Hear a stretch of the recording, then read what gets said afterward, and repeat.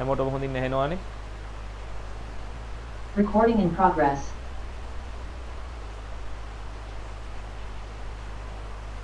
හොඳයි. එහෙනම් අපි ආරම්භ කරමු. right. අද දවසේ අපිට ආරම්භ කරන්න තියෙන පාඩම තමයි දරුවනේ ජෛව විවිධත්වය. දැන් මේකෙදී අපි කතා කරනවා ජෛව කියලා කියන්නේ මොකක්ද කියන එක. ඒ වගේම විවිධත්වය කියලා කියන්නේ මොකක්ද කියන එක. පුතේ මේ පාඩම යටතේදී මෙන්න මේ පාඩමේ තියෙන වචන සම්බන්ධ අවබෝධ කර ගැනීම හරිම වැදගත්. වචන සම්බන්ධතාවය අවබෝධ කර ගැනීම හරිම වැදගත්. right?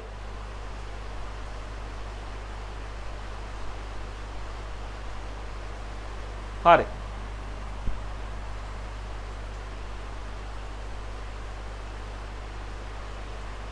මොකද්ද මේ දැන් අපි කතා කරමු.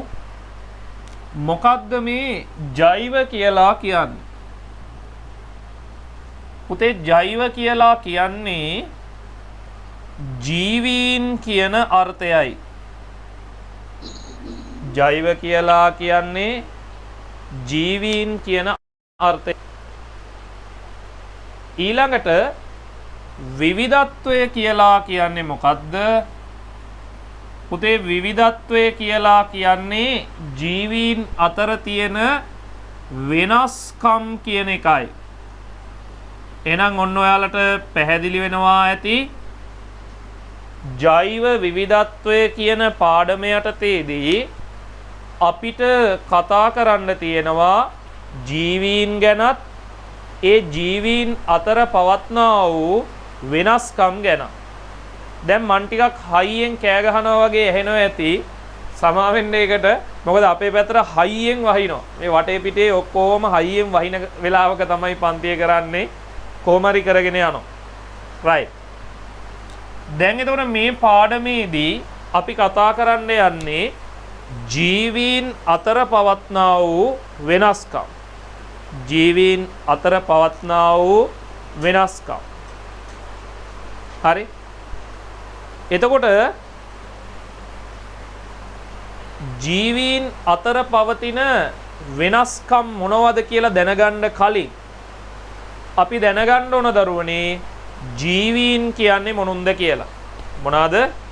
ජීවීන් කියන්නේ මොනුන්ද කියලා දැනගන්න ඕන. හරි. ජීවීන් කියන්නේ පණ ඇති සතුන්. පණ ඇති දෑවලට තමයි ජීවීන් කියලා කියන්නේ. මේ පෘථුවියේ සිටින ජීවීන් ප්‍රධාන කොටස් තුනකට බෙදිනවා. පෘථුවියේ සිටින ජීවීන් ප්‍රධාන කොටස් තුනකට බෙදෙනවා දරුවනේ. පළවෙනි කොටස තමයි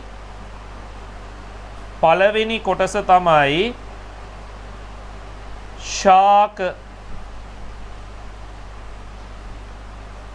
දෙවැනි කොටස තමයි සතුන්. තුන්වෙනි කොටස තමයි ශුද්‍ර ජීවීන්.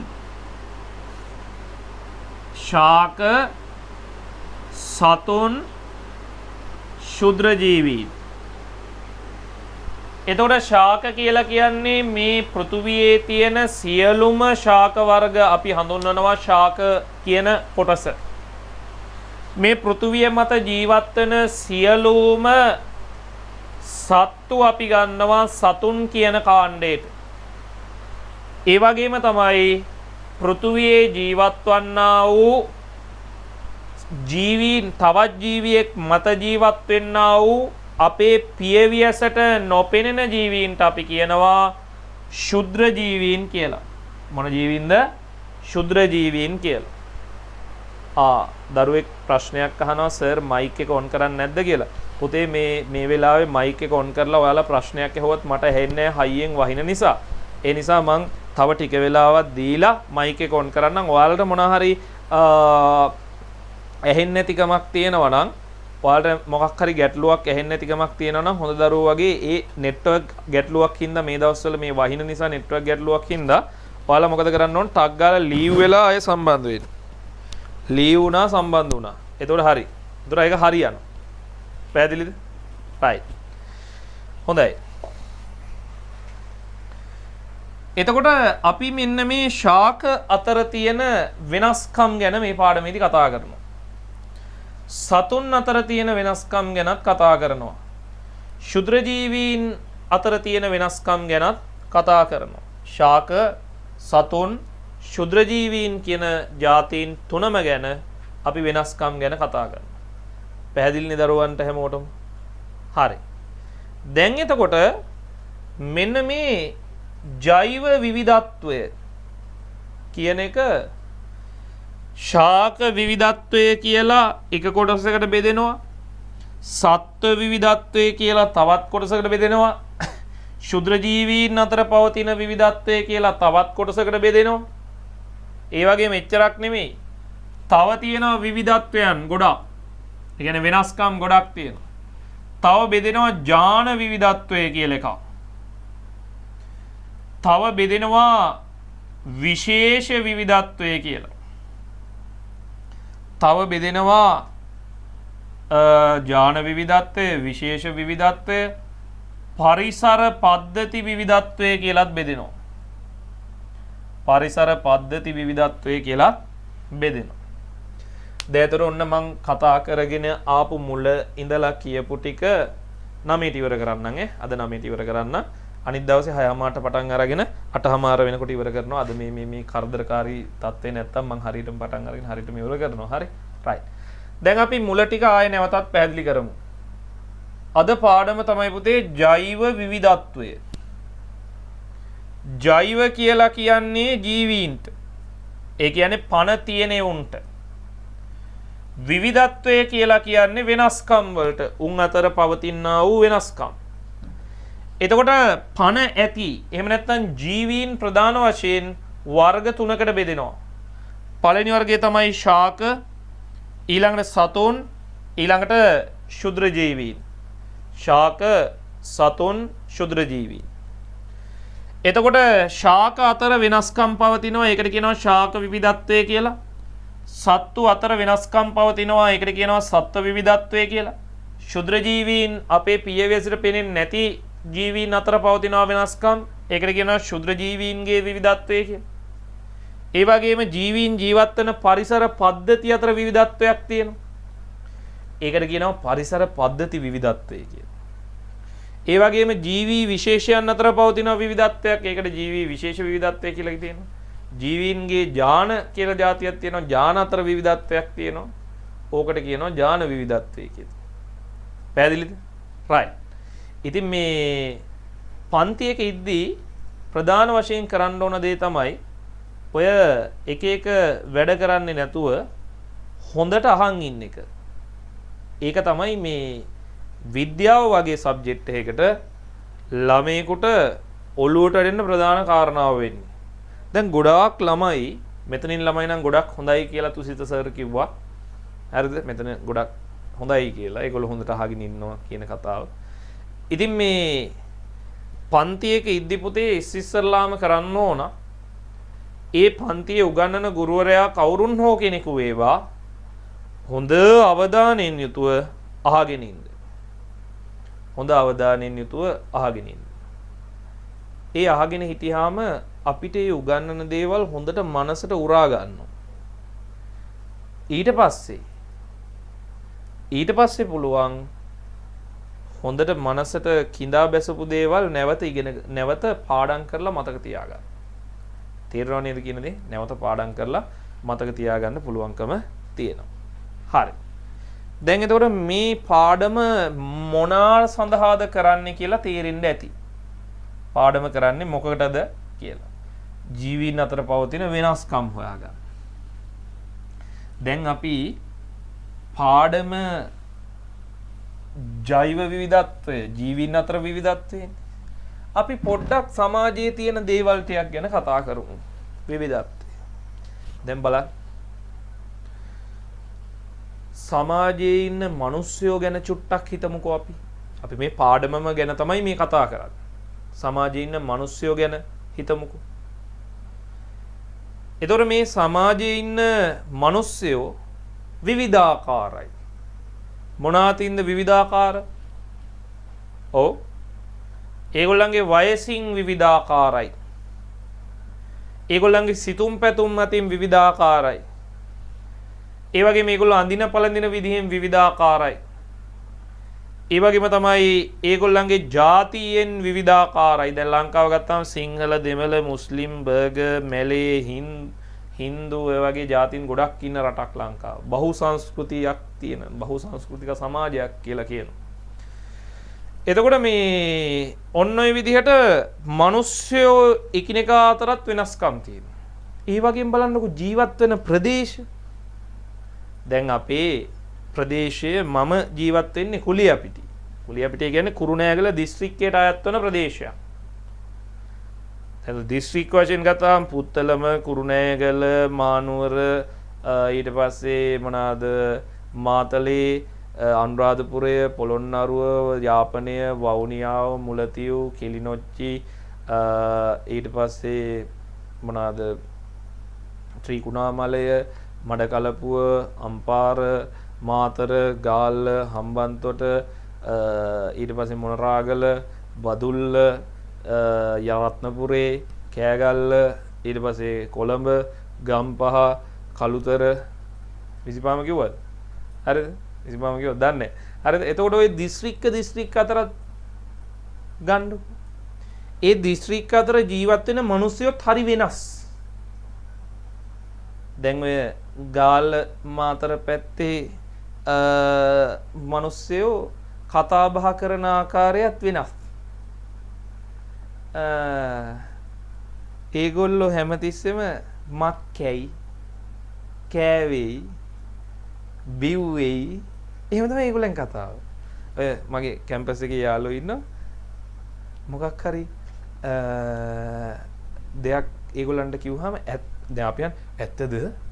එහෙම කියලා නෑ. ඒගොල්ලෝ අහන්නේ එහෙමයි. ඒ කියන්නේ එහෙමයි කියලා තමයි ඒගොල්ලෝ අහන්නේ. හරිද? එතකොට ඒ ප්‍රදේශවල අය මේ දැන් අපි නම් කියන්නේ පොල් එලි ගහනවා කියලා. ඒගොල්ලන්ගේ පැත්තේ කියන්නේ පොල් ඔයනවා කියලා.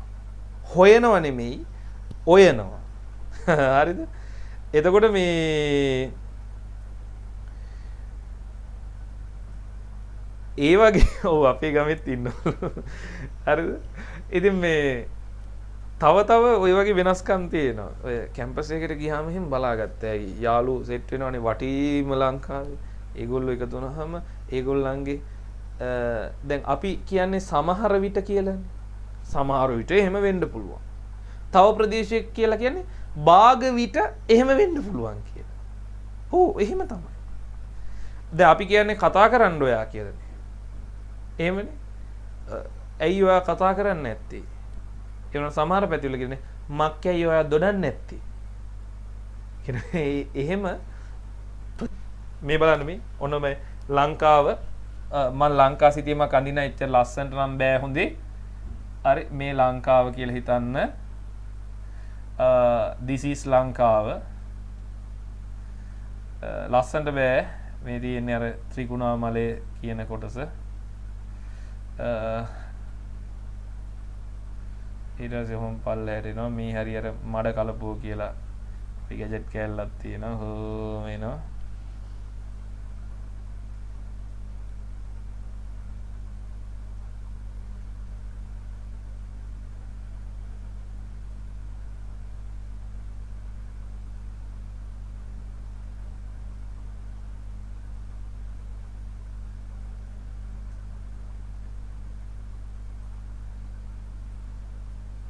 මේ තියෙන්නේ ලංකාවේයි සිතමු. වර්ෂාව ලැබෙන ආකාරයත් පුතේ විවිධත්වයක් වෙනස්කමක් තියෙනවා. කොහොමද වෙනස්කම? කාලෙකදී මෙන්න මේ පැත්තෙන් හම්බෙන සුලන්දාරා නිසා වැස්ස ලැබෙනවා. ඒකට කියන්නේ ඊසාන දිග මෝසම කියලා.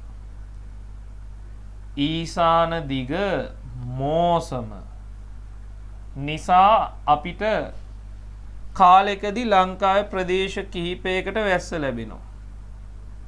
මොන මෝසම නිසාද? ඊසාන දිග මෝසම නිසා. ඊට පස්සේ තවත් කාලෙකදී මෙන්න මේ පැත්තෙන් හමන සුලන්ධාරා නිසා ඒකට කියන්නේ නිරිත දිග මෝසම කියලා. ඒකෙනුත් අපිට මොනවාද වෙන්නේ? ඒකෙනුත් අපිට සුළං නිසා මොකක් වෙනවද? වැස්ස ලැබෙනවා. හැබැයි ඊසාන දිග මෝසමෙන් වැස්ස හම්බෙන්නේ මේ ප්‍රදේශවලට. මේ නැගෙනහිර ප්‍රදේශවලට. නිරිත දිග මෝසමෙන් මෙන්න මේ අපි ජීවත් වෙන ප්‍රදේශවලට. ඔය දැන් කුරුණෑගල වගේ ඉන්න ප්‍රදේශේ කුරුණෑගල කොළඹ මේ සයිඩ් එකේ ඉන්න දරුවෝ ඉන්නවනම් ලංකාවේ මේ පන්තියේ. එතකොට ඔයාලට තේරෙනවා ඇති ඒ සයිඩ් එකේ ඉන්න දරුවෝ ඉන්නවනම් ආයේ නිරිත දිග මෝසම සක්‍රිය වුණා කියන්නේ ආයේ ඉතින් වහිනවා ඇටි හැලෙන්නව. ඔව් ඔව්. අකුණුත් ගහනවා. මේ සයිඩ් එකේ ත්‍රිකුණාමලය මේ පැත්තේ ඉන්න දරුවෝ ඉන්නවා නම් ඒගොල්ලන්ට ඊසාන දිග මෝසම. එතකොට වර්ෂාවෙත් විවිධත්වයක් වෙනස්කමක් තියෙනවා. ඒ වගේම තමයි මේ තව තියෙනවා මෙන්න මෙහෙම. හරි ලංකාව මොඩිෆයි වෙලාලු. හරි හරි ඉතින් අප්පු උඹලටත් ඉතින් මේ අපේ අඩුපාඩුවක්මයි බලන්න ඕන නේද? පොඩ්ඩක් මේ මම භූගෝල විද්‍යා ගුරුවරයෙක්වත් ඉතිහාස ගුරුවරයෙක්වත් නෙමෙයි දෙන්නේ මම විද්‍යා ගුරුවරයෙක් මන් දන්නේ නැහැ සිටියන් අඳින්න. මොකක් හරි. ඔය එහෙම ඉන්නවා ඉතින් එක්කෙනෙක් දෙන්නේ. ඇයි? මොකක් හරි එකක් බෝඩ් එකේ ඒක බලන්නේ මෙහෙම. අඩුපාඩුවක් කියලා තමයි බලන්නේ. මොනාරි තියෙනවද කියලා හරි කවන්නේ. හරි? රයිට්. ඔන්න දැන් මේ බලන්න පුතේ මම මේ අඳින ප්‍රදේශය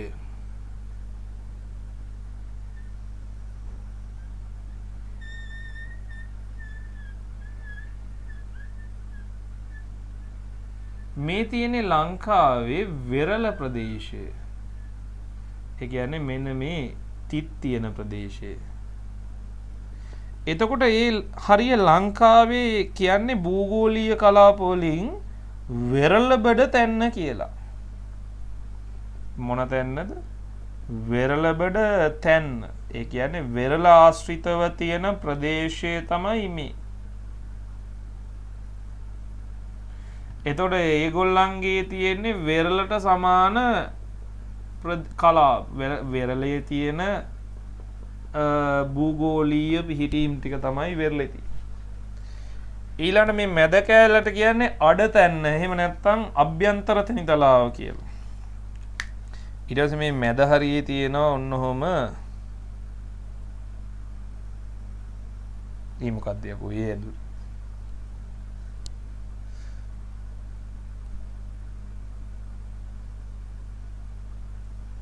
ඔන්න මේ වගේ ප්‍රදේශයක් තියෙනවා. මේකට කියන්නේ මධ්‍ය කඳුකරය කියලා.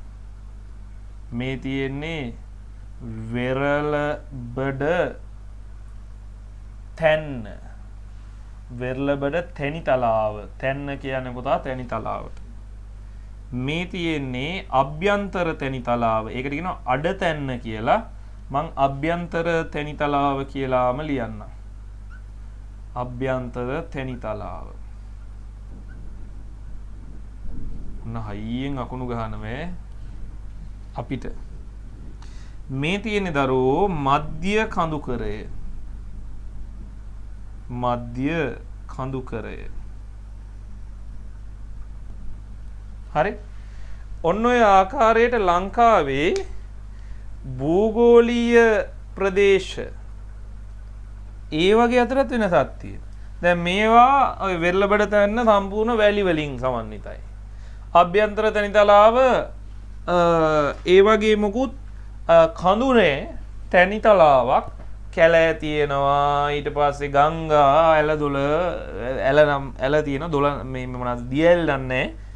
එතකොට දියැලි බලා ගන්න ඕන නම් අපිට මධ්‍ය කඳුකරය ප්‍රදේශයට යන්න ඕන. හරිද? මධ්‍ය කඳුකරය ප්‍රදේශයට යන්න ඕන.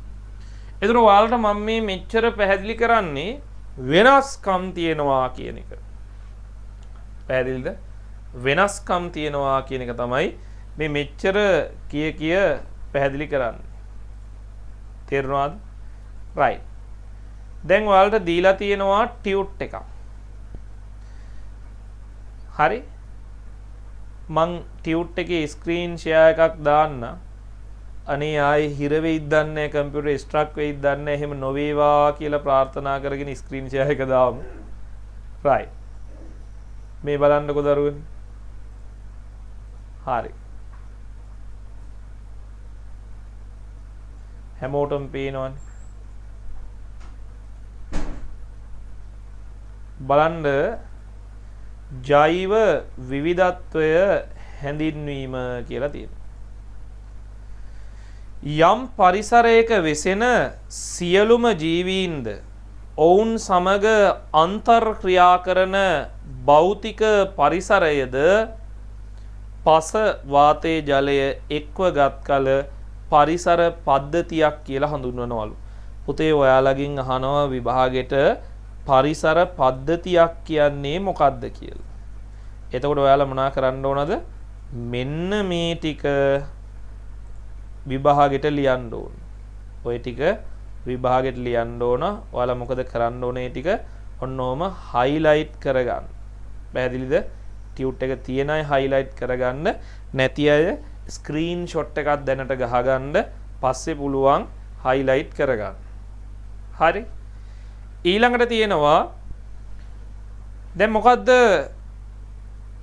පරිසර පද්ධතියක් කියලා කියන්නේ? බලන්න ඒකේ අර්ථ දැක්වීම.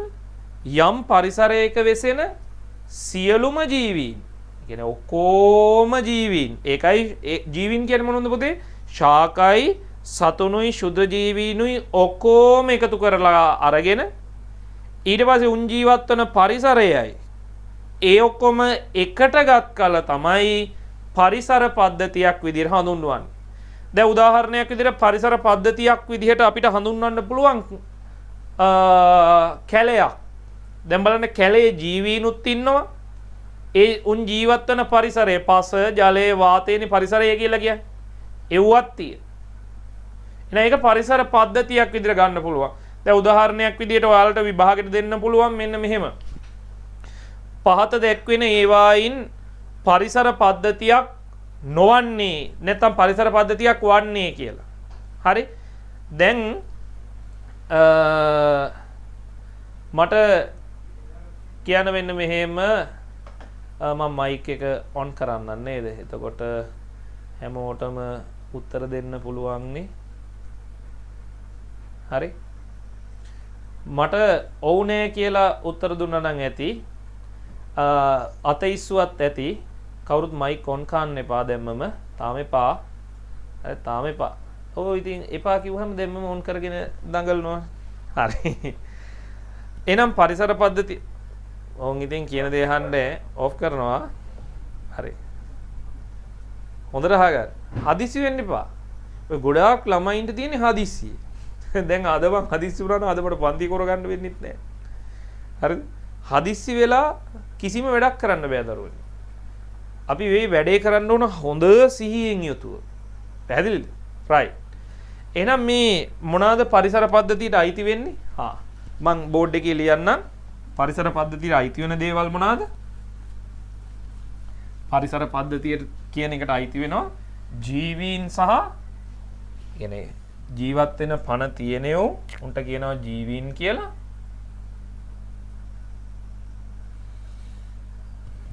ජීවීන් සහ පරිසරය මේ දෙකම එකට එකතු වුනහම තමයි පරිසර පද්ධතිය කියලා කියන්නේ.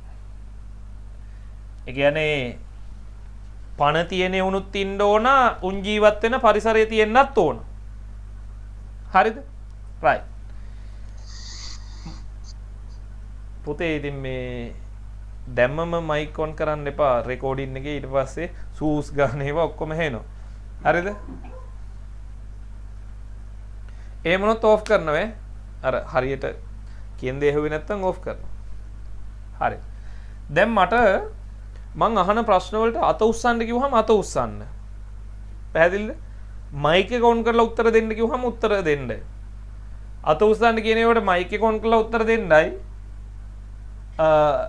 මයික් එක ඔන් කරලා උත්තර දෙන්න කියන ඒවට අත උස්සන්න මේ දෙක මාරුලා කරන්න එපා. හරිද? right. හොඳයි. අහගන්නකො. දැන් මං කියන ඒ වගේ මේක පරිසර පද්ධතියක්ද නැද්ද කියලා ඔන්න අත උස්සන්න. මේක පරිසර පද්ධතියක් නම් අත උස්සන්න මම මේ කියන ලියන එක.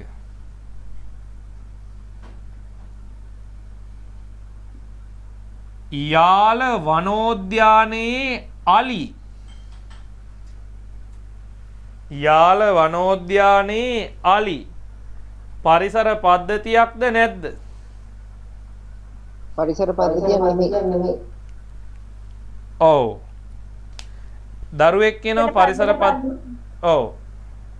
අනිත් අය මොකද කියන්නේ? පරිසර පද්ධතියක් නෙමෙයි. හරි. පරිසර පද්ධතියක් නෙමෙයි.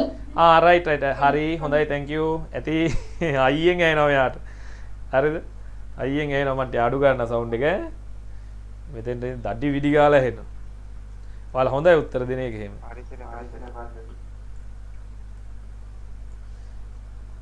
හරි. පුතේ මේ බලන්න. යාල වනෝද්‍යානයේ අලි කියලා කියනකොට අලි විතරයි ඉන්නේ. අලි කියන්නේ ජීවීන්. පරිසරය ගැන කියලා තියෙනවද? වනෝද්‍යානයේ. වනෝද්‍යානයේ අලි ගැන කියන්නේ. වනෝද්‍යානය ගැන කියනවද? නෑ. එහෙනම් අලි කියන්නේ ජීවීන් විතරයි. එහෙනම් ඒක පරිසර පද්ධතියක් නෙමෙයි. නිකන් ජීවීන් කොටාසයක් විතරයි. තාම පරිසරය ගැන කිව්වේ නෑ.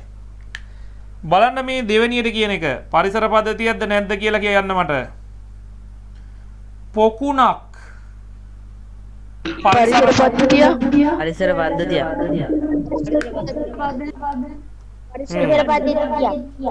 හරි. දැන් හරි. ඇති ඈ උත්තර දුන්න ඇති. දැන් ගොඩක් අය කියනවා මේක පරිසර පද්ධතියක් කියලා. පුතේ දැන් පොකුණක් කියන එක බලන්න.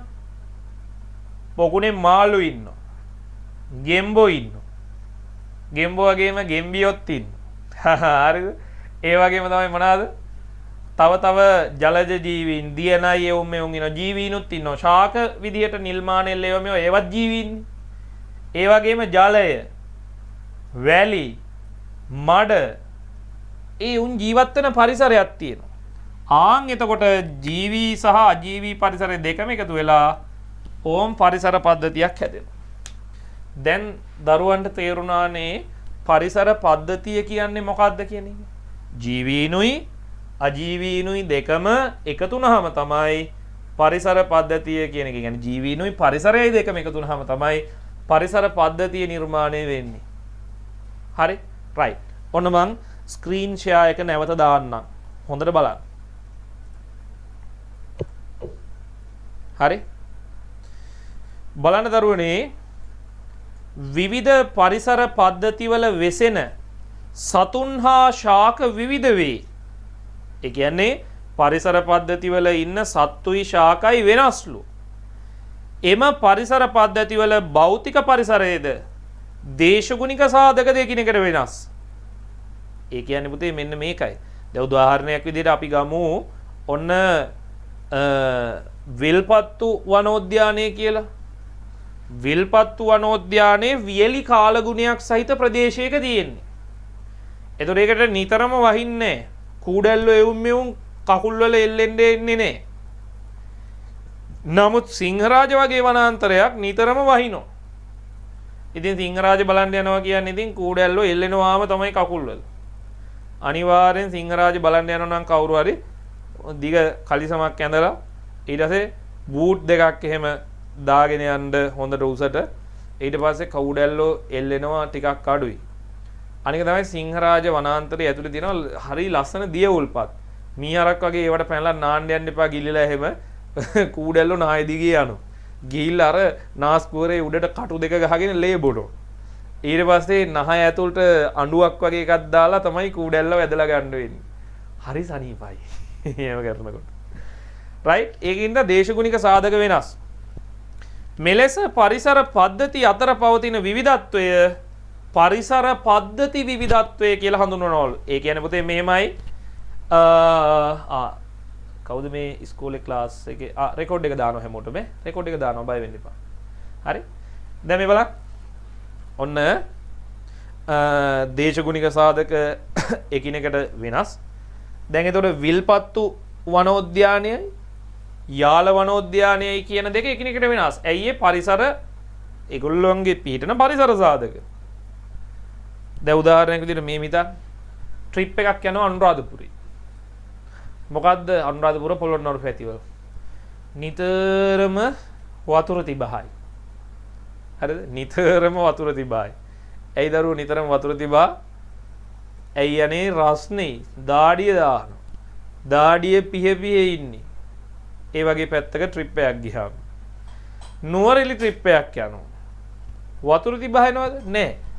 නිතරම සීතලයි. චුරු චුරු ගගා වහිනවා. ඒ වගේම තමයි චූබරයි නිතරම. ඇයි සීතලයිනේ. සීතලයි කියන්නේ ඉතින් මුත්‍රා බර හැදෙනවාමයි. ඒතර පේනව නේද? ඒ පරිසර පද්ධති දෙකක් ඒ පරිසර පද්ධති අතරත් විවිධත්වයක් තියෙනවා. ඒවට කියනවා වෙනස්කම් තියෙනවා. ඒකට කියනවා පරිසර පද්ධති විවිධත්වය කියලා. එහෙනම් මේ පරිසර පද්ධති අතර පවතින විවිධත්වය පරිසර පද්ධති විවිධත්වය ලෙස හැඳින්වේ. ඒකටත් ඉරිගහ ගම් පුතේ. පරිසර පද්ධති අතර පවතින විවිධත්වය පරිසර පද්ධති විවිධත්වය ලෙස හැඳින්වේ කියන එකට. හරි. ඊළඟ පොයින්ට් එක බලන්න. බලන්න මම ඔයාලට දීර්ඝ වාක්‍ය විදිහට, ඒ කියන්නේ දීර්ඝ ඡේද විදිහට දීලා නැහැ. පොයින්ට් එකෙන් පොයින්ට් එක කඩලා තමයි ලේසියෙන් තේරුම් ගන්න පුළුවන් වෙන විදිහට ඔයාලට දීලා තියෙන දරුවනි. ජීවි විශේෂ සැලකූ විට දේහ හැඩය, ප්‍රමාණය, පෝෂණ රටා, ප්‍රජනන ක්‍රම ආදී ලක්ෂණ විශාල විවිධත්වයක් දකින්න පුළුවන්ලු.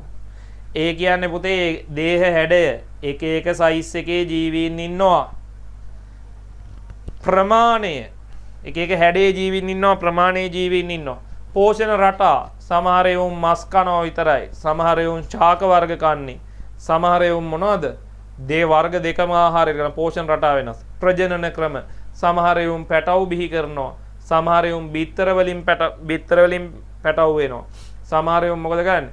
කෙලින්ම වතුරට තමයි බිත්තරේ දාන්නේ. ඔහොම ඒ වගේ විශාල විවිධත්වයක් තියෙනවා. ඒ වගේ ජීවි විශේෂ අතර පවතින විවිධත්වයට කියනවලු විශේෂ විවිධත්වය කියලා. පුතේ ඒකත් අපි පාඩම් කරගන්න ඕන විභාගෙට හරි වැදගත් කෑල්ල. ජීවි විශේෂ අතර පවතින විවිධත්වය විශේෂ විවිධත්වය ලෙස හැඳින්වේ. ඒකටත් ඉරි ගහ ගන්න. පුතා මයික් එකක් ඔන්න වෙලා ඔෆ් කරගන්න දරුවෝ තරහ නැතුව. නූතන මානවයා හෝමෝ සේපියන්ස් විශේෂයට අයත් වේ. එම විශේෂයේ සැලකූ විටද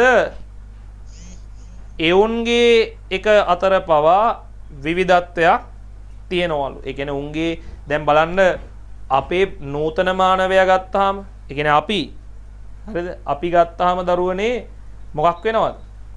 අපි ගත්තාම ලෝකේ විවිධ ප්‍රදේශවල විවිධ කට්ටියනේ ඉන්නේ. දැන් ලංකාව, ඉන්දියාව වගේ ආසියානු කලාපයේ රටවල් වල මිනිස්සුયો තලෙලුයි. අප්‍රිකාව වගේ රටවල් වල ඉන්න මිනිස්සුયો කළුයි. හරිද? කළු කියන්නේ ඒක අඟුරුම කළු. හරි? ඒ වගේම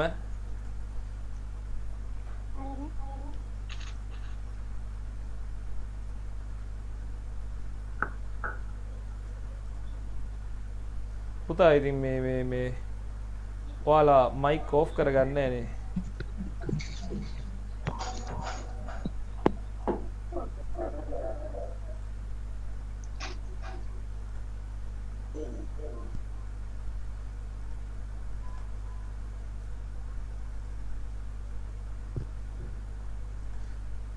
සේරම ඕෆ් කරගන්න හොඳ දරුවෝගේ.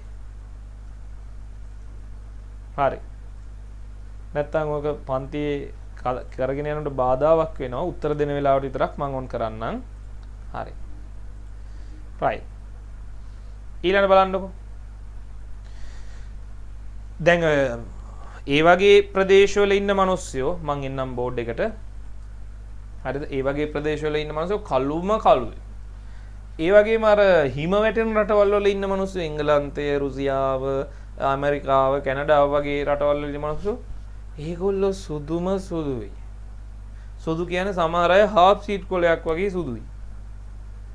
ඒකට හේතුව තමයි ඒගොල්ලන්ගේ ශරීරයේ තියෙනවා පුතේ ලක්ෂණ තීරණය කරන ජාන කියලා જાතියක්. අපේ ශරීරවල තියෙනවා ලක්ෂණ තීරණය කරන ජාන. දැන් මිනිසාගේ හැමේ වර්ණය තීරණය කරන්න ජාන වර්ග කීපයක් තියෙනවා.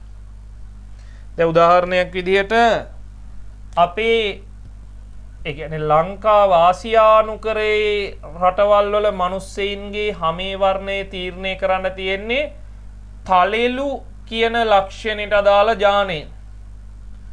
අප්‍රිකන්ලට තියෙන්නේ කළු කියන ජානේ. ඒ වගේම තමයි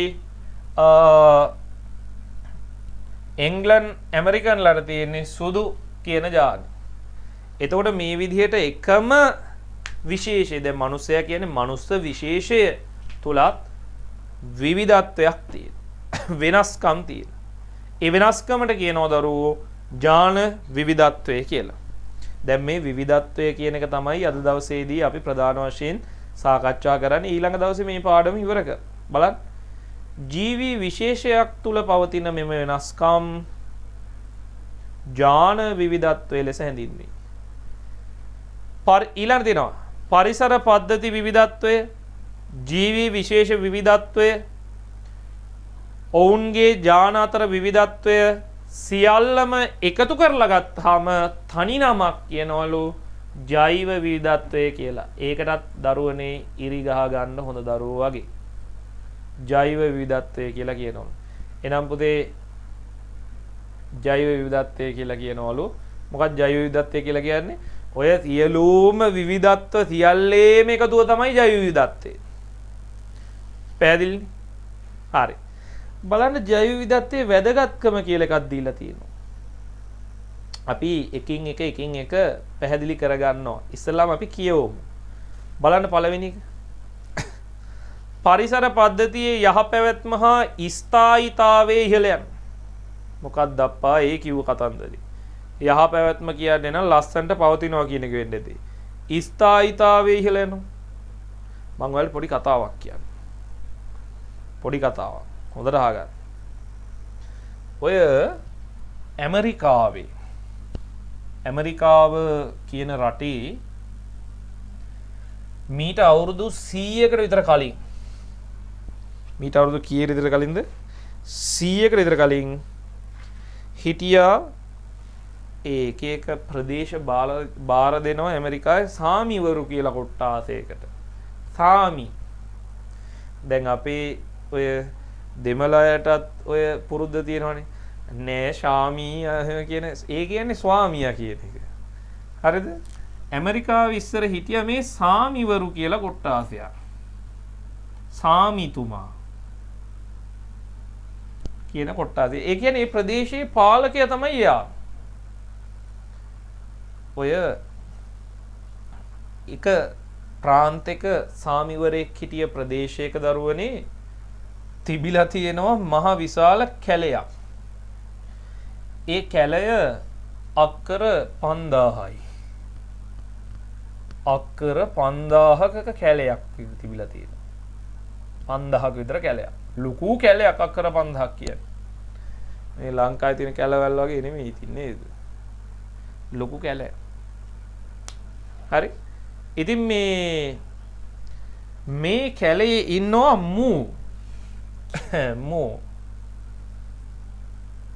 මුවන් ඉන්නවා. ඉතින් මේ සාමිවරයා හරි ආදරේ මුවන්ට.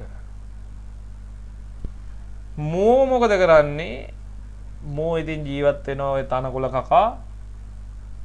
කොටි වගේක් ඉන්නවා.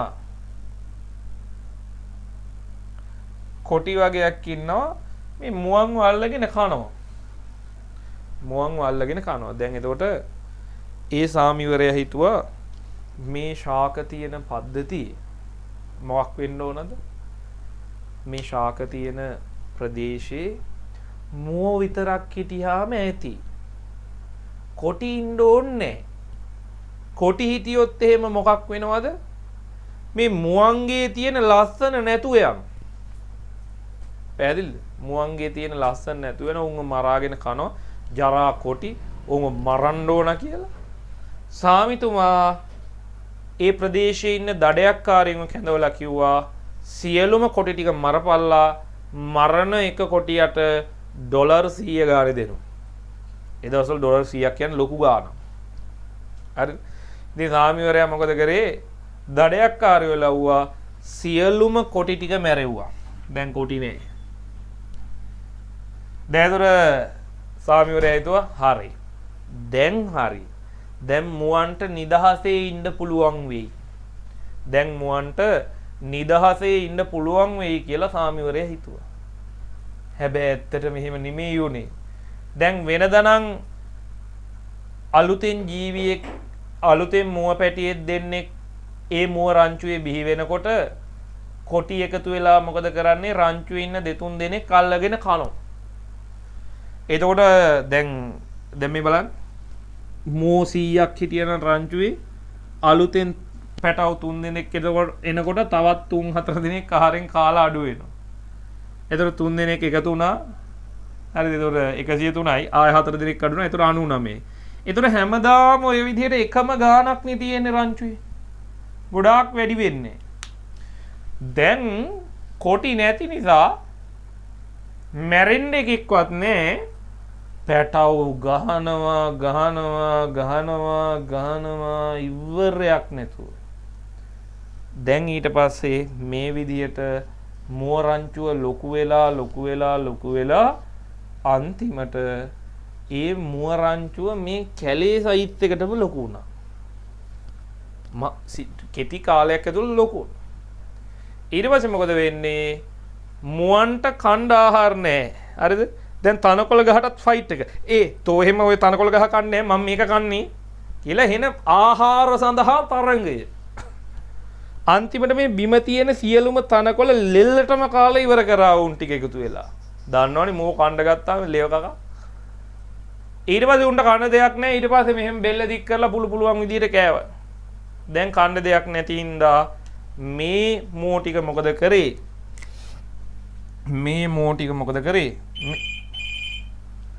විනාඩියක් ඉන්න පුතේ. කෝල් එකක් මේක.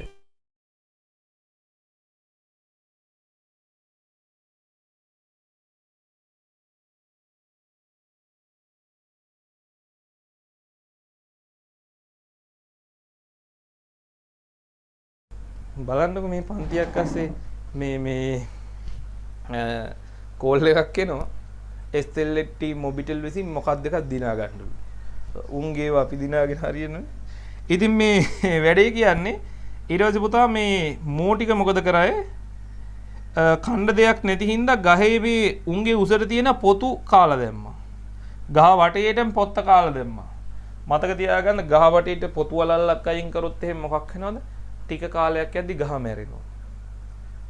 මේ විදියට ගස්වල පොතු කාලා අවුරුදු කීපයක් යනකොට මුළු ප්‍රදේශයේම මොනවා වුණාද? අනේ ශාක ටික මැරුණා. ශාක මැරුණා කියන්නේ මුවත් මැරුණා. දැන් ඉස්සර එතන තිබ්බේ අක්කර 5000ක කැලයක්. දැන් එතන තියෙන්නේ අක්කර 5000ක කාන්තාරයක්. අක්කර 5000ක කාන්තාරයක් තියෙනවා. දැන් ඔයාලට පැහැදිලිද මේ ජෛව විවිධත්වය? එතකොට මේ කැලේ දිගටම පවතින්නේ කවුරුත් හිටියනනම් කොටි හිටියනම් අදටත් කැලේ තියෙනවා. ඇයි? එතකොට මෝ ගහණය පාලනය වෙනවනේ, මෝ ප්‍රමාණය පාලනය වෙනවනේ. පාලනය වෙලා අදටත් ඒ කාන්තාරයක් වෙනද තියෙනවා. දැන් බලන්න එක ගොනෙකුගේ ගොන් වැඩක් නිසා කොටි ටික ඔක්කොම මැර. කොටි හිටියේ මහ ගොඩක් නෑ. 10ක් 12ක් ඉන්නේ නැති. හරිද? ඒ ටික අයින් කරපුවාම ඒ පරිසරයේ වෙන විනාශය. ඒ නිසා මතක තියාගන්න පරිසරයේ ස්ථායීතාවය, බැලන්ස් එක, සමතුලිතතාවය පවත්වා ගන්න නම් හැම ජීවියෙක්ම ඉන්න ඕන. පැහැදිලිද? දැන් මේ උදාහරණයෙම පේනවනේ කොටි ටික අයින් කරපු ගමන් කැලය කාන්තාරයක් වුණයි කිය. ඒ කියන්නේ පරිසරයේ තියෙන දේවල් වල බැලන්ස් එක සමතුලිතතාවය නැතුව ගියා. ආන් එහෙම බැලන්ස් එක නැති කරන්න හොඳ නෑ.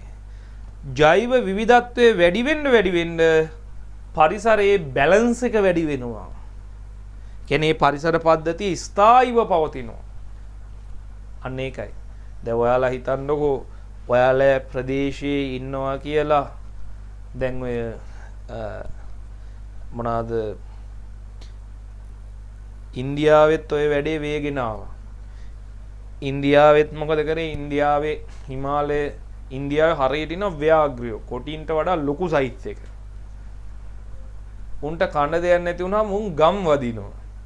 දැන් මිනිස්සෙක් දෙන්නේ මරාගෙන ඌ කාලා යනවා. කොටියා කිව්වම මේ ඔයාලා හිතන්නේ මේ පොඩි සයිස් එක උගේ ඔළුව විතර මෙච්චර විතර සයිස්. හරිද? අපිව එක කටට ගිල්ල හැකි ඒ උන්ට. ඉතින් ඔන්න ඔය විදිහට මේ ළමයි ප්‍රශ්නයක් අහනවා. සර් එතකොට කොටි වැඩි වෙනවනේ. උන්ව කන්න ඊට පස්සේ මොකද? සර් එතකොට කොටි වැඩි වෙනවනේ. උන්ව කන්නේ ඊට පස්සේ මූ නැති වෙයි නේද? නෑ. පුතේ මතක තියාගන්න කොටින්ගේ බෝ වෙන වේගයට වඩා මුවන්ගේ බෝන වේගය වැඩි. හරිද? ඒකින්ද කොටි වැඩි වෙන්නේ. තේරෙනවද කියන්නේ? ඉන්දියාවෙත් මේ වගේ තත්වයක් වෙන්න ගිහිල්ලා මොකද ඉන්දියාවෙත් රජයෙන් මොකද කරේ කොටි ටික මැරුවා මේ මිනිස්සුන්ට කනවයි කියලා. අන්තිමට මෝ වැඩි වෙන්න ගත්තා. මෝ ගම් වදින්න ගත්තා, වගාවන් කන්න ගත්තා, එකම කෙලියයි මෝ ටික ඇවිල්ලා. හරි ඊට පස්සේ මොකද උනේ? ආයෙ ගෙනල්ලා අර පිටරට වලින් කොටි ගෙනල්ලා දැම්ම ඒ කැලේට අම්මෝ ඵලයල්ලා කියලා. හරි එහෙම වෙනවා. ඒකින්ද කිසිම සතෙක්ව පරිසරයෙන් ඉවත් කරන්න හොඳ නැහැ. කිසිම සතෙක්, කිසිම ශාකයක්, කිසිම ශුද්ධ ජීවියෙක් පරිසරයෙන් ඉවත් කිරීම සාමාන්‍ය පරිසරයෙන් ඉවත් කිරීමේදී වෙන්නේ මොකක් වෙන එකද? ඒ පරිසරයේ ස්ථායීතාවය නැති වෙලා යන එකයි. පැහැදිලිනේ? ඔන්න එහෙනම් ජෛව විවිධත්වයේ 9ට ඉවර වෙන්නේ පුතා ඈ 9ට ඉවර කරන්නම් ඈ. හරි හොඳට අහගෙන ඉන්න. අද පැය එකමාරයි ලබන සතිය පැය දෙකම කරනවා. අද මේ පරිගණකයේ ප්‍රශ්නයක් වුණානේ. හරි. බලන්න ජෛව විවිධත්වයේ වැදගත්කම. පරිසර පද්ධතියේ යහපැවැත්ම සහ ස්ථායීතාවය ඉහළ යනවා. තේරෙනවනේ දැන් මේ කතාවෙන් ස්ථායීතාවය ඉහළ යනවා කියලා විවිධත්වයේ තිබුණාම, ඒ කියන්නේ වෙනස්කම් තිබුණාම ඊළඟ පරිසරයේ සුන්දරත්වය වැඩි වෙනවා. නේද? දැන් හිතන්න මූ විතරක් ඉන්න කැලේට ගිහිල්ලා මූ විතරක් බල අපු අතරත් මුවේ මෙතනත් මුවේ මේ මුවා මෙතන ජරා කරලා අය එක්ක කිසි විවිධත්වයක් පොඩි ඒක ගතියක් නෑනේ අප්පා. පැහැදිලිද? සුන්දරත්වය වැඩි වෙන්න නම් කොටියෙක් දෙන්නෙකුත් ඉන්න ඕන. දැන් යාල කැලේ යනවනේ මිනිස්සු මොනවද සඳහාද? කොටි බලන්න. මූ බලන්න නෙමෙයි යන්නේ. කොටින්ව බලන්න යන්නේ. කොටි බලන්න යාලි බලන්නයි. එතකොට මේ සුන්දරත්වය උන්ගෙනුත් සුන්දරත්වයක් තියෙනවා. මෙහෙමයි ඉතින් සුන්දරත්වයේ ඈත ඉඳලා බලන්න ඕන. හරිද? ළඟට ගිහිල්ලා කොටිය හලෝ මචං සුන්දරයි නේද ජීවිතේ අරකද මේකද කියලා ගිහිල්ලා ඊට පස්සේ උන් ගැව්ව ගමන් අර බරු ගහලා මෙහෙම කරලා ඊට පස්සේ අන්තිමට මොකද වෙන්නේ? මේ ජීවිතෙත් නැති කරගෙන එන්නේ. ඊළඟ අංක 3. ඉහළ ජෛව විවිධත්වයේ සංචාරක ආකර්ෂණයට ප්‍රබල හේතුවක්. පේනව නේද? සංචාරකයෝ හරියට ආකර්ෂණය වෙනවට. දැන් ලංකාව බෝඩේ දෙන්න. හරිද? පුතා ලංකාව සංචාරකයෝ ගොඩාක් එන ප්‍රදේශයක්. ඇයි ලංකාවේ තියෙනවා දේශගුණික කලාප. ලංකාවේ තියෙනවා අධික උෂ්ණ විදිහට තියෙන දාඩිය වැක්කිරෙන ඇඳුම් තෙත් වෙලා නන්නත්තර වෙන ප්‍රදේශ තියෙනවා. ඒ වගේම කිටි කිටියේ සීතල වෙලා දත් එකට කටකට කරලා වෙවුලලා වැදිලා ඒ වගේ ප්‍රදේශයක් තියෙනවා. බොහොම සෞම්‍ය දේශගුණයක් තියෙන ප්‍රදේශයක් තියෙනවා. දියැලි තියෙනවා, ගංගා තියෙනවා, කඳුහෙල් තියෙනවා. ඒ මදිවට ලෝකයේ අන්තයක් තියෙනවා, ලෝකාන්තේ. කන්දක් මත තියෙන තැනිතලාව සානුවක් තියෙනවා. සානුව කියලා කියන කන්දක් මත තියෙන තැනිතලා භූමියට සානුවක් කියලා කියනවා. වෙරළක් තියෙනවා. ඔය ලංකාවේ හරියට සුද්දෝ ඇවිදින්න කැමති. සුද්දෝ කියන්නේ සංචාරකයෝ ඇවිල්ලා සුද්දෝ විතරක් නෙමෙයි කල්ලොත් වෙනවා. හරිද? අපේ අය හිතාගෙන ඉන්නේ සංචාරකයෝ සුද්දෝ විතරයි කියලා. ඒ කළු ජාතිකයෝ වෙන්නේ නැද්ද? උණුත් වෙනවා. හරිද? ඉතින් මේ ඒ වගේ ප්‍රදේශ ගණනාවක් තියෙනවා. දැන් ලංකාවට ආවම ලංකාවේ එහා කෙරවල මෙහා කෙරවල පැය 5කින් ගිහෙක්. 5කින් 6කින් ගිහෙක් දැන් තියෙන මාර්ග පද්ධතිය අනුව. සමහර වෙලාවට නම් ඉතින් එළෝන කෙනා නිකන් ඉබ්බෙක්ගේ පිටේ නැගලා යනවා වගේ වාහනයක් එළවුණෝ නම් ඉතින් යන්න බෑ. හරිද? මේ වේගෙන් යන්න ඕන. ලංකාවේ මාර්ග පද්ධතිය තව ටිකක් දියුණු වුණාම ලංකාවේ එහා කෙරවල මෙහා කෙරවල බොහොම ලේසියෙන් යන්න පුළුවන්. එතකොට සංචාරකීන්ට නිමාඩුවකට ලංකාවට එනවා කියන්නකෝ. දැන් උදාහරණයක් විදිහට එංගලන්තේ සුද්ධියෝ ටිකක් ලංකාවට එනවා. ලංකාවට ආවම උන්ට හරි ලේසි. ඇයි? වෙරළ ඉඳලා වෙරළෙත් පොඩි ජොලියක් ගන්න පුළුවන්. වනාන්තරේ බලන්න ගිහිල්ලා ඒක විනෝද වෙන්න පුළුවන්. ඊට පස්සේ දියැලි බලන්න යන්නත් පුළුවන්. හරිද? ඊට පස්සේ අර කර්කශ ප්‍රදේශ බලන්න යන්න පුළුවන්. වනෝද්‍යාන බලන්න යන්නත් පුළුවන්. පැහැදිලි? එතකොට සංචාරක ආකර්ෂණය වැඩි. ආසියාවෙන් සංචාරක ආකර්ෂණය වැඩිම ලංකාවට. පැහැදිලි? ලෝකයේ වුණත් සංචාරක ආකර්ෂණය වැඩිම තියෙන්නේ ලංකාවට. ඒගොල්ලෝ ඇවිදින්න කැමති. ඇයි? ඒගොල්ලන්ට පොඩි කාලයකින් ලොකු ප්‍රදේශයක් පුරා ඇවිදින්න පුළුවන්. පැහැදිලිද? පොඩි කාලයකින් ලොකු ප්‍රදේශයක් පුරා ඇවිදින්න පුළුවන්. සමහර වෙලාවට ඉතින් ඉස්කෝලෙන් ට්‍රිප් එකක් ගියාම ඔය සංචාරකයෝ ඉන්න තැන් වලටත් යවෙනවා. ඉතින් අපේ ළමයි ඒ සංචාරකයෝ ළඟට ගිහිල්ලා "Hi, what's your name?" ඔච්චරයි මුන් දන්නේ. ඒ "Hi, what's your name" කියලා එනවා. හරිද? ඉතින් අපිත් ඉස්සර එහෙමයි. හරිද? සංචාරක ආකර්ෂණය බහුලයි. මොන නිසාද මේ? ජෛව විවිධත්වය නිසා. හරි? right. ඊළඟට යන්න. ඊළඟට යන්න. ජීවී විශේෂ අතර තරඟය අඩු වී ඇත. ආහාර වාසස්ථාන ආරක්ෂාව සහකරුවන් සහකාරියන් ඒක තමයි ප්‍රධානම නේද? දැන් උදාහරණයක් විදිහට බලන්නකො සහකරුවන් සහකාරියන් තෝරා ගැනීමේදී තරඟය අවම කර ගන්න පුළුවන්. මොකද්ද මේ තරඟය කියන්නේ? දැන් උදාහරණයක් විදිහට මෙහෙම හිතන්න දරුවනේ. හරකත් කන්නේ තනකොළ. මුවත් කන්නේ තනකොළ. මිනිහත් කන්නේ තනකොළ. හරිද? ඊට පස්සේ අලියත් කන්නේ හැම සතාම තනකොළ කෑවොත් මොකද වෙන්නේ? හැම සතාම තනකොළ කෑවොත් සමහර වෙලාවට තනකොළ නැති තැන් වලදී ගා ගන්නවා. ඒ අලියා මේ තෝකන්නේ ඔයක මටයි කන්න තියෙන්නේ කියලා කවුරු අතර රන්නවා මිනිසායි අලියයි අතර රන්නවා. ඒ අලියා ඇවිල්ලා ගාන ඕනේ විදිහලා. අන්න ඵලය යන්න මගේ තනකොළ ගහ කියලා. ඒ වගේ ආහාර සඳහා මොකද තරංගයක් ඇති වෙනවා. ඒ නිසා විවිධ ආහාර ගන්න නිසා අවුලක් නැහැ. දැන් මිනිස්සයා යන්නේ නෑනේ හරකගේ තනකොළ ටික ගන්න ඉඳපන් මාත් එන්නම් පොඩ්ඩක් පැත්තකින් කාගෙන යන්න කියලා උලා කාගෙන යනවාද? එහෙම මොකුත් වෙන්නේ නැහැ. ඒ තරංගය අඩු වෙනවා. අර ජීවි විශේෂ අතර. ඒ වගේම තමයි තව මොකද වෙන්නේ? හරි. වාසස්ථාන සඳහා තරංගය. දැන් උදාහරණයක් සිංහයා ඉන්නේ ගල් ගුහාවේ. මිනිස්සයා ඉන්නේ ගෙවල් වල. අලියා ඉන්නේ කැලේ. දැන් ඒතර ඔක්කොම ගල් ගුහාවල හිටියොත් එහෙම මොකද වෙන්නේ? ගල් ගුහාවලට රණ්ඩු සිංහයෝ මිනිස්සු අඩෝ අපේ ගල් ගුහාව සිංහයෝ අයින් යා. එහෙම වාසස්ථාන සඳහා තරංගය. හරිද? ඒකත් කමන්නේ කියමු. ඊළඟට තියෙන තරංගය මොකද්ද? ප්‍රජනක සහකරුවන් සහකාරියන් සඳහා තරංගය. ඒක එන බරපතලයි. වැදලි නේ. ඇයි? දැන් මේ එතකොට හරි ප්‍රශ්නයක් වෙනවා. ඇයි දැන් මිනිස්සු නම් මිනිස්සයෝ නම් ගැහණියක් නම් මිනිසෙක් නේ තෝරගන්නේ. දැන් වෙන සත්තුත් ගෑනු මිනිස්සු තෝරගන්න ගත්තොත් මොකද වෙන්නේ? හරි ප්‍රශ්නයක්. ඒ හින්දා ඒව අතරත් තරංගයක් ඇති වෙනවා. දැන් හිතන්න ඕනේද? ඒ වගේ දේවල් තියෙනවා. ඒව ගැන මම විශේෂ විස්තර කරන්න යන්නේ නැහැ. ඔයාලට තේරෙනවා ඔයාලගේ වයසත් එක්ක. හරි. ඉතින් මොනවාද තරංගය අඩු කරගන්න විවිධත්වය කියන එක වැදගත්. පැහැදිලිද? ඒකනේ දැන් ලංකාවේ තියෙන තරංගකාරීම විභාගය තමයි ශිෂ්‍යත්වය. ඇයි? එකම පේපර් එකක් සඳහානේ තරංග කරන්නේ. ඊට වඩා තරංගකාරී බවෙන් අඩුයි O level. පේපර් 9ක් සඳහා තරංග කරනවා. පැහැදිලිද? ඊට වඩා තරංගකාරී භාවයෙන් අඩුයි මේ A level. පේපර් 60 ගානක් සඳහා තරංග කරනවා. A level තියෙන විෂය පරාසය වැඩි. ඉතින් මං කියන්නේ ඉතින් තරංගකාරීත්වය ගැන ගත්තාම වැඩිම තරංකාරීත්වයක් තියෙන ශිෂ්‍යත්වයට. මතකයි නේද ඒ කාලේ මැරුණ හැටි. ඒක තමයි. right. එහෙනම් තරංගය කියන එක අඩු වෙනවලු ජෛව විවිධත්වයේ තියෙනකොට. ඊළඟ 5 ඥාන කෘෂිකර්මයේදී හිතකර ලෙස පාවිච්චි කරන්න පුළුවන් වෙනවා. ඔය දරුවනේ ඥාන කියන්නේ මොනවාද කියලා කොබලන්ඩ ඥාන කියන දේ දන්න අය චුට්ටක් අත උසන්. ඥාන කියන දේ ගැන දන්න අය ඥානයක් කියන්නේ මොකක්ද කියලා දන්න අය. ඔව් දෙන්නේ 3 දෙනෙක් ඉන්නවා. හරි. හරි. මම ඔන්න චුට්ටක් කියලා දෙන්නම් ඥානයක් කියන්නේ මොකක්ද කියලා. හරි. අත් පල්ල හදාන්න. 9ට ඉවර කරනවා. 9ට ඉවර කරනවා.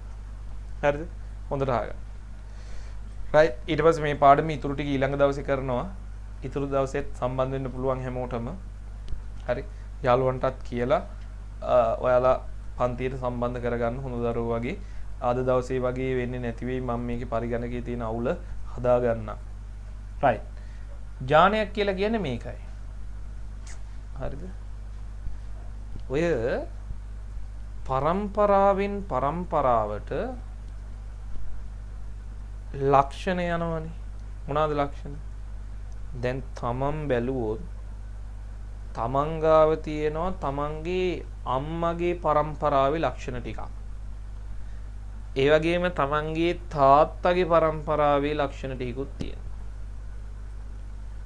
එතකොට ඔය ලක්ෂණ දැන් උදාහරණයක් විදිහට පාට, නහය පිහිල්ලා තියෙන ආකාරය, කට පිහිල්ලා තියෙන ආකාරය, නළලේ සයිස් එක. ඒවා පරම්පරාවෙන් යන දේවල්. කන පිහිල්ලා තියෙන්නේ කොහොමද? ඇඟිලි කොහොමද? ඒ පරම්පරාවෙන් යන්නේ. උස පරම්පරාවෙන්. දැන් උදාහරණයක් විදිහට ගොඩාක් වෙලාවට අම්මයි තාත්තයි දෙන්නම තලෙලුරන් දරුවොත් තලෙලුයි. අම්මයි තාත්තයි දෙන්නම කළු නම් බොහෝ විට දරුවෝ කළුයි. අම්මයි තාත්තයි දෙන්න සුදු නම් දරුවොත් සුදුයි. ඕක කලාතුරකින් ඉතින් වෙනස් වෙනවා. කලාතුරකින් වෙනස් වෙනවා. එතකොට මේ පරම්පරාවෙන් පරම්පරාවට ලක්ෂණ ගෙනියන જાතියට කියන්නේ ඥාන කියලා. ඥාන. කොහෙද මේ ඥාන තියෙන්නේ? පුතේ අපේ ඇඟේ සෛල කියලා જાතියක් තියෙනවා. ඒ හැම සෛලයක් ඇතුළෙම ඥාන තියෙනවා. හරිද? ඒ හැම සෛලයක් ඇතුළෙම ඥාන තියෙනවා. අපිට පේන්නේ නැහැ චූටි ඥාන කියන જાති. එතකොට මේ ඥාන සමහර වෙලාවට අපිට අවශ්‍ය වෙලාවට ගලවලා අයින් කරන්න පුළුවන්. මිනිස්සයාගේ නම් බෑ. ශාක වල හිම අවශ්‍ය වෙලාවට මේ ලක්ෂණ කියන මේ ඥාන කියන જાතිය ගලවලා අයින් කරන්න පුළුවන්. ඒ ගලවලා අයින් කරලා අලුත් જાති දාන්න පුළුවන්. දැම්මහම එතකොට මුළු ඔක්කොගෙම සෛලයේම ලක්ෂණ වෙනස් වෙනවා.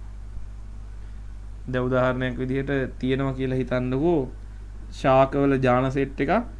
ඒකේ එක ඥානයක් තියෙනවා කරල් වක්ක ගහිනවා. ඒ කියන්නේ ශාකයේ තියෙන හැදෙන කරල් වකුටු වෙනවා. අපි මොකද කරන්නේ? වකුටු වෙන ඥානය අයින් කරනවා. වකුටු වෙන ඥානය අයින් කරනවා. වකුටු වෙන ඥානය අයින් කරපුවාම ගලවලා අයින් කරපුවාම මොකද වෙන්නේ? කෙලින් කරල් හැදෙනවා. එතකොට හිතකර ලෙස ඥාන පාවිච්චි කරන්න පුළුවන්කම තියෙනවා. පැහැදිලිද දරුවනේ කියන දේ? හිතකර ලෙස ඥාන පාවිච්චි කරන්න පුළුවන්කම තියෙනවා. ඔන්න ඔය විදිහට මම තවදුරටත් ලබන සතියේදී කියලා දෙන්නම් ඥාන ගැන. අපි ඊළඟ කරුණට යමුකෝ. හෝමෝන කියන්නේ ඥාන වලටද? නෑ පුතේ. හෝමෝන කියන්නේ වෙනත්ම જાතියක්. හෝමෝන කියලා කියන්නේ අපේ හැමෝගෙම ශරීරවල තියෙන. ඊළඟට ආවේනික විශේෂ සංරක්ෂණයට මිනිසා යොමු වීම. දැන් ඔය උදාහරණයක් විදිහට ආවේනික විශේෂ කියන්නේ ඒ රටට ඒකදේශීය විශේෂ. ඒ රටට විතරක් ඉන්න එවුන් තමයි, ඒ ප්‍රදේශයේ ඉන්න විතරක් එවුන් තමයි ආවේනික විශේෂ කියලා කියන්නේ. දැන් උදාහරණයක් විදිහට ලංකාවට ආවේනික ශාක වර්ගයක් විදිහට අපි දන්නවා මහා රාවණා රැවුල කියලා එකක් තියෙනවා. අහලා තියෙනවද? හතර වසරේදී ඉගෙන ගත්තේ මහා රාවණා රැවුල. ඊළඟට ලංකාවට ආවේනික වඳුරෙක් විදිහට ඉන්නවා මහා වඳුරා. හරි ඉතින් මහා වඳුරා කියනකොට මන් දිහා බලන්න අවශ්‍යතාවයක් නැහැ. හරිද සමහරවල් එකපාරට මට තේරෙනවා මේ හෝම කරලා අර එහෙම ඉමෝජියක් දානවා මේ මා වඳුරා කියනවා. right. ඊළඟට මොකද්ද මේ ලංකාවට ආවෙන්නේ කුරුල්ල වර්ගයක් ඉන්න කෙහි බෙල්ලා. මාළු වර්ගයක් ඉන්න පතිරණ සාලය. තව ඉන්න බුලත් හපය. කීගේ මාළු වර්ග. එතකොට ඔය ඒවා සංරක්ෂණය කරන්න මිනිස්සු හරියට යොමු වෙලා දෙන ඒවුන් ආරක්ෂා කරගන්න. ඊළඟ ජල මූලාශ්‍ර ආරක්ෂා වෙනවා. පස ආරක්ෂා වෙනවා මේකෙන්. දේශගුණික සාධක හිතකරව පවත්ව ගන්න පුළුවන් වෙනවා. පරිසර දූෂණය අවම වෙනවා. විනෝදාස්වාදේ විවිධ පර්යේෂණ හා අධ්‍යාපනික කටයුතු සඳහා ජෛව විවිධත්වය ඉතා වැදගත් වෙනවා. දැන් පුතේ ඔතන කරුණු 12ක් තියෙනවා. ඔය කරුණු 12න් ජෛව විවිධත්වයේ වැදගත්කම 12න් අඩුම තරමේ 5ක්වත් පාඩම් කරගන්න විභාගෙට ඇහුවාම ලියන්න. කීයක්ද? 5ක්වත් පාඩම් කරගන්න. තේරෙනවනේ මං කියන දේ? ඔය තියෙන ටිකෙන් 5ක්වත් අඩුම තරමේ පාඩම් කරගන්න අවශ්‍යයි. right. දැන් ඔන්න අද අපි පාඩමේ මුලට යමු චුට්ටක්. අන්ති අවසානම වෙලාව නිසා මුලට අපි අද පටන් ගත්තේ මොන පාඩමද දරුවෝ? ජෛව විවිධත්වය. හරිද? ජෛව විවිධත්වය කියන පාඩම. සමහරු මගේ නම අහනවා. නමවත් නොදැනද පන්තියට ආවේ. ඉතින් තුසිත සර්ගේ දරුවෝ තමයි ගොඩක් අද ඉන්නේ. ඉතින් ගොඩක් ස්තුතියි සර්ට. දිගටම සම්බන්ධ වෙන්න ඔයාලා. ඒ වගේම තමයි මම ඉල්ලීමක් කරනවා මෙතන මගේ පන්තියේ සහ අසේල සර්ගේ පන්තියේ ඉන්න දරුවෝ. අර රෝස පාට ප්‍රොෆයිල් පික්චර් එකක් දාලා තියෙන ගෲප් එකක් තියෙනවනේ අක්ෂර ගෲප් එක. ඒ අක්ෂර ගෲප් එකෙන් අයින් වෙලා තව කෙනෙකුට ඉඩ දෙමු පුතේ ඒකට සම්බන්ධ වෙන්න. ඉතින් මේ අපේ පන්තියේ හැම සිකුරාදම ඒ කියන්නේ ෆ්‍රයිඩේ 6:30 ඉඳලා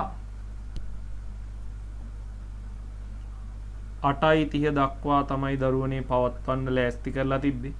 අද පරක්කුනේ මේ පරිගණකයේ තිබ්බ දෝෂ සහගත තත්ත්වයක් නිසා.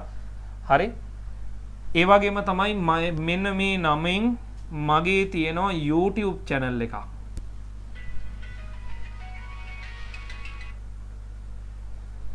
මේ නමින් තියෙනවා මගෙන් YouTube channel එකක්. හැමෝම මේ channel එක subscribe කරන්න ඉදිරියේදී ඔයාලට ඊටාම වැදගත් වේවි. හරිද? YouTube channel එක subscribe. දන්නේ නැද්ද YouTube? YouTube දන්නේ නැද්ද? ඔය අසේල සර්ගේ පන්තියේ බදාදා සුපුරුදු පරිදි තියෙනවා. හරි? අසේල සර්ගේ පන්තියේ බදාදා සුපුරුදු පරිදි තියෙනවා. මගේ නම්බර එක අවශ්‍යයි 071 0466 396. හරි? පන්තියට තව ඔයාලගේ යාළුවෝ සම්බන්ධ කරගන්න දිගටම. තාම පන්ති ඉවර නෑ. ලිව්වෙන්න එපා. YouTube දන්නේ? YouTube දන්නේ නැද්ද? ඔයාලා බලන්න ෆෝන් එකේ ඇප් එකේ මෙන්න මෙහෙම ඔන්නෝම කොටුවක් ඇති. අර ඒ රතු පාට කොටුවක් ඇති මෙහෙම ඔන්නෝම ඊතලයක් ගහපු. YouTube දන්නේ නැති උන් ඉන්නවා මේක. හරි right. ඊට පස්සේ යටින් ගහලා ඇති YouTube කියලා. YouTube channel එක subscribe කරන්න ඉසුරු L ජයම්පති කියලා තියෙන නමින්.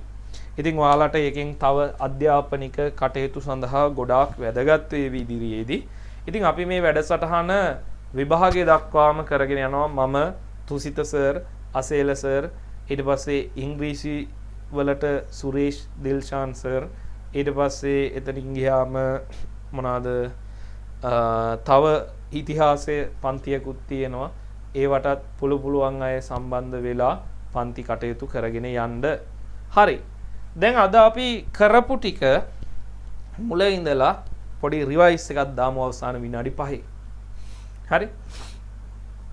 අද අපි පාඩම පටන් ගත්තේ ගොඩක් වෙලා කරන්න හම්බුන්නේ මේ පරිගණකයේ ප්‍රශ්නේ නිසා. ජෛව විවිධත්වය කියන පාඩම. දැන් මුල ඉඳලා කල්පනා කරගෙන ඉමු මං කියනකොට හොඳට මනසින් මෙනෙහි කරන්න මේ ටික. ජෛව කියලා කියන්නේ දරුවනේ ජීවී කියන එක.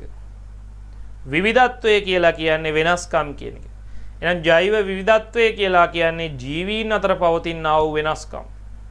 ජීවීන් ප්‍රධාන කාණ්ඩ 3යි ශාක සතුන් ශුද්‍ර ජීවීන් කියන එක. එතකොට ශාක අතර වෙනස්කම් තියෙනවා, සත්ව අතර වෙනස්කම් තියෙනවා, ශුද්‍ර ජීවීන් අතර වෙනස්කම් තියෙනවා. ජීවීන් සහ උන් ජීවත් වෙන පරිසරයේ එකතු කරලා ගත්තාම අපි ඒකට කියනවා පරිසර පද්ධතියක් කියලා. පරිසර පද්ධතියක් කියලා. එතකොට පරිසර පද්ධතියක ජීවීනුයි භෞතික පරිසරයයි දෙකම තියෙනවා. ඒ කියන්නේ පොට පිටාවයි ඔක්කොම අයිති. හරි. එතකොට පරිසර පද්ධති අතරත් වෙනස්කම් තියෙනවා. ඒකට කියනවා පරිසර පද්ධති විවිධත්වය කියලා. ජීවි විශේෂ අතර විවිධත්වයන් තියෙනවා. ඒවට කියනවා විශේෂ විවිධත්වය කියලා. ඒ වගේම එකම විශේෂයේ ජීවීන් අතර දැන් මිනිසා ගත්තාමත් විවිධාකාරයේ වෙනස්කම් තියෙනවා. ඒකට කියනවා විශේෂ විවිධත්වය කියලා. විශේෂ විවිධත්වය කියලා. ඒතර ඔන්න ඔය ආකාරයට පරිසර පද්ධති විවිධත්වය, විශේෂ විවිධත්වය, ඒ වගේම ඥාන විවිධත්වය, ඔය ඥාන විවිධත්වය, විශේෂ විවිධත්වය, ඥාන විවිධත්වය, ඒ විවිධත්ව සියල්ල මුළු පෘථුවියේම තියෙන විවිධත්ව සියල්ල එකතු කරපුවාම අපි කියනවා ජෛව විවිධත්වය කියලා. ජෛව විවිධත්වයේ වැදගත් වෙන සාධක ටික උන් අද අපි කතා කරා මොනවා සඳහාද ජෛව විවිධත්වයේ වැදගත් වන්නේ කියන කාරණාව. ඉතින් මං හිතනවා කො බලන්න අද උගන්වපුවා හොඳට තේරිච්ච අයත් උස්සන්න. හොඳට තේරුණා සර් කියලා මැසේජ් එකක් දාලා දෙන්න. බලමු කී දෙනෙකුට තේරුණාද? Tamanට තේරුණා නම් අවංකව අත උස්සන්න. අත උස්සන් ඉන්න. හරි. දැන් අද ගොඩාක් ඔයාලට මට අවශ්‍ය රූප සටහන් හරිද? ඒ වගේම අලුත් පින්තූර පෙන්වන්න බැරි වුණා. මේ පරිගණකේ බොහොම අමාරුවෙන් තමයි තත්ත්වයට ගෙනල්ලා හදාගත්තේ. ලබන සතියේ එහෙම කිසිම අඩුපාඩුවක් වෙන්නේ නැහැ. ගොඩාක් අයට තේරිලා තියෙනවා. බොහොම ස්තුතියි. පට්ට සර් සුපිරි කියලා දාලා තියෙනවා. හොඳයි. ඉතින් මේ රයිට්. ඉතින් අපි අදට එහෙනම් නවත්තමු. ලබන සතියේ සිකුරාදා 6:30ට මුණ ගැහෙමු. ඒ වගේම ඉසුරු එල් ජයම්පති කියන YouTube channel එක subscribe කරන්න. අවශ්‍ය අය මගේ නම්බරේ මෙන්න තියෙනවා. කතා කරන්නත් පුළුවන්. එහෙම නැත්නම් මැසේජ් දාන්නත් පුළුවන්. මම හැමෝටම reply කරනවා ඉඩ තියෙන වෙලාවට. ඒ වගේම මොනා කරන්නද? අද ඔයාලට මේ වෙලාවට කියන එක මතක තියාගන්න හැමදාම පන්ති තියෙන. හොඳයි දරුවනේ, එහෙනම් අපි අදට නවත්තමු. ලබන සතියේත් හම්බෙමු. සම්බන්ධ වුණ හැමෝටම බොහොමත්ම ස්තුතියි කියලා කියනවා. එහෙනම් සියලුම දෙනාට තෙරුවන් සරණයි.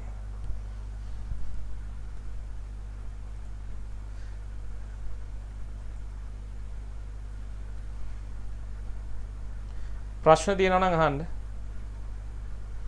ප්‍රශ්න තියෙනවා නම් අහන්න. මයික් එක නම් ඔන් කරන්න නැහැ. මොකද මයික් එක ඔන් කරන්න බෑ. මේ ආයි හිර